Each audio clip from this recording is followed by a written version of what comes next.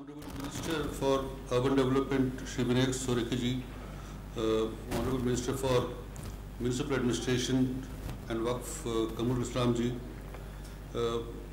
my respected senior professor, Professor Mishra, Professor Pradipta Banerjee, my colleagues Satyamurthy, Manjula, Tarpan, a galaxy of young urban planners that I see here, ladies and gentlemen. See, the teaching in IITs is basically given to a person to grasp fundamentals rather than get knowledge which is bookish. Because what happens is the sum total of knowledge in engineering goes up by, it becomes double in every 5 years. So when we were in IIT, we had all 5-year courses, now it took 4 years. So we were thinking at one point of time, if the knowledge doubles every 5 years, do we become half literate by the time we come out? It's not that way. See, what is basically taught is the ability to acquire knowledge on one's own. That's the greatness of IIT. It doesn't have much of budget. It doesn't really compete in terms of infrastructure with some of the finest colleges in the world. But it does compete in terms of the quality of people, it turns out. That's there before you can see it. I'll not dwell on IIT too much. It becomes a very it becomes a kind of selfie. These days of selfies. We don't take photographs of others, we take our photographs. This is a very selfish generation. So I'll not like to dwell in the selfie mode again. Basically, we are here to discuss smart cities. I wish we had made up our mind about what a smart city is. Government of India has been unable to make up its mind for the last 1 year. It is yet to decide whether the people living in the city should be smart or the city should be smart. So we are, and then that too, the Government of India propounds a fantastic concept and only reserves about 8,000 crores for the entire 100 smart cities. We are still smarting from it. It basically, where do we get this smart city concept? See, smart city is, it's not an intellectually smart city we're talking about. It should be a happier place to live in, basically. It should be a better place to live in. That means you wake up in the morning, every day you wake up in a city, you should be happier. I can tell you that many cities have overall become happier in the world. If you see the history of 19th century Paris, people used to throw night soil from their apartments, 7-story, 8-story apartments. The actual night soil used to be thrown out into the streets. The Thames was a very dirty river. London Thames was a dirty river. There were no fish in Thames in the beginning of the 20th century. These cities have slowly grown and become more livable places. Today, London and Paris, in spite of their ancient history, are some of the most livable places in the world. It is not an accident. Most of the improvement takes place by efforts of people. Otherwise, the natural progression of things in the world is chaos. Entropy increases, basically. If you talk in IITian language, basically the increase of entropy is antipathy to development of cities. We should not allow disorder to set in, basically. So what is a smart city? Everybody, since the Government of India has still not defined it properly, still papers are circulating, let me try to define it. A smart city is, well, the word sustainable is used by many people without understanding what sustainable means. Does it sustain the chaos which is already there? Does it sustain the high costs? Or does it sustain the disorder? Sustainable, in my opinion, means the good life that we create should be sustained without excessive burden to the state governments or the Government of India.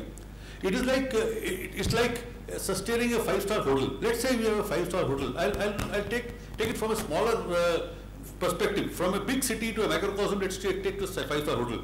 A 5-star hotel has impeccable rooms. It has a fantastic lobby. It has got beautiful systems of catering to people. A full meal is catered, yet after 20 minutes, everything's cleared up, the table is as clean as ever. The rooms are all cleaned up in a very mechanical and scientific fashion. There's checklists of people who come in and say, well, these are things which are in order, which are not in order. So people clean up these rooms. So there's systems available in that. There is also a regime to the whole thing, and there's also cost involved. Don't forget, the entire thing is financed by people who pay 20,000 rupees a room or 15,000 rupees a room. That sustains it. In a city, also there is still a cost by which it will be sustained. Where does this money come from? One is if you create an entirely new greenfield sustainable city, that's one model. But most of our cities that we today need to create are retrofitted brownfield cities, which are non-smart cities we are trying to make smart, which is a big problem. Can you make Kalasipalle smart? Can you make Chandni Chowk smart? Or can you make Bhendi Bazaar smart? So that is the biggest problem that we have today. Or whether should we abolish Bhendi Bazaar? Like at one point we said Garibi Hatao, it became Garib Hatao. So should we do that kind of thing? So this is a debate which we must engage in. We must go through this. Now, what are the sources from which we can raise money? One is, of course, the kitty of the government, where we can start saying that instead of 8,000 crores, give 80,000 crores, give 100,000 crores. But then we are a poor country. We can't give. What are the other methods of raising money? Find out means by which people will make money. Participate in their money making and raise money. One is there is already virtual money available with people. Can you think of virtual money which can be raised by urban dwellers? It is we raise virtual money by simply issuing a notification converting the land for urban use from the agricultural use. That increases the value of land by nearly 10 times in many cases. It increases at least 5 times to 10 times the value is increased from rural land to urban land. The conversion itself by notification increases the value. How can we leverage that value of urban land converted? Can we leverage the value of increased value generated from that kind of notification? The value of the notification also is concomitant to the fact that we plan an urban area properly. The difference, what is the difference between a rural area and urban area? If you see that, a rural area takes care of everything naturally. The waste goes into the soil. The people generally live a lower standard of life. In fact, it's not like ranches in Latin America or ranches in Texas, where probably the rural areas have higher standard of living than the urban areas. But generally, we manage with less energy, less resources, less things in rural areas. When urban areas, lands are converted, we require a higher standard of service in most of the places. This value can be generated by the very notification of the land, but then there is a condition to that. That value increase assumes a certain dictum, basically assumes that you are going to plan urban areas properly. The value is an indirect admission of the fact that urban areas will be better planned than rural areas. It is like, for example, a share market, a share value does not depend on the company's total worth. Half the time it depends on what you think the company will do in the next 5 years. Similarly, in an urban area also, if the people have faith in your urban planning, then they will give about 5 times the value for urban land and rural land. But if you proceed in the manner we are now doing for Bangalore and Mysore other cities, then I am very sure in another 10 years, the converted land will be almost the same worth as unconverted land. That difference in value will vanish. So there is a premium on urban planning. There is a premium on planning cities properly, and also people measuring up to those plans. Yesterday I had to stand in the High Court and be witness to demolition of Sarakki.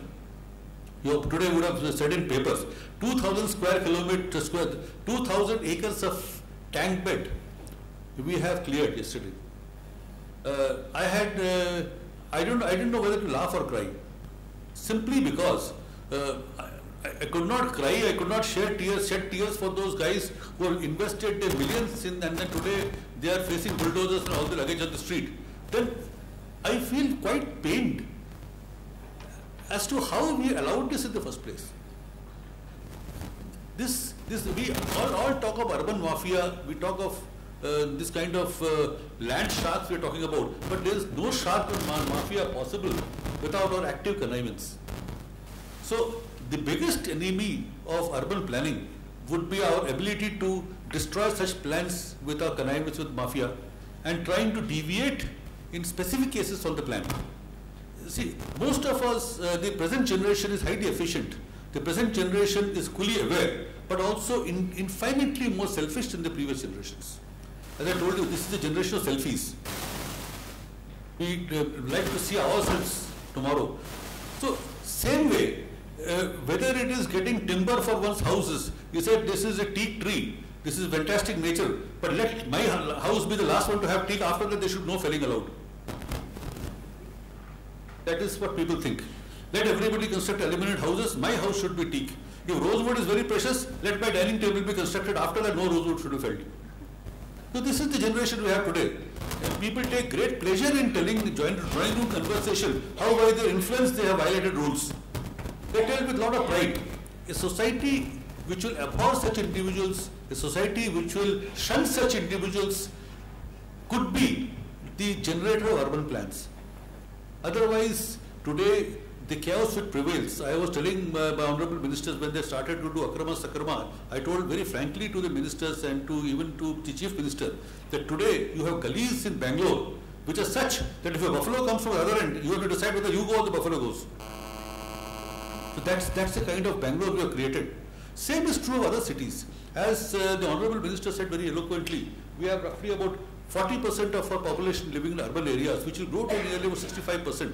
Tomorrow, urban poverty will be the biggest concern rather than rural poverty. People in rural areas will stay in relatively better comfort than what we have in urban areas.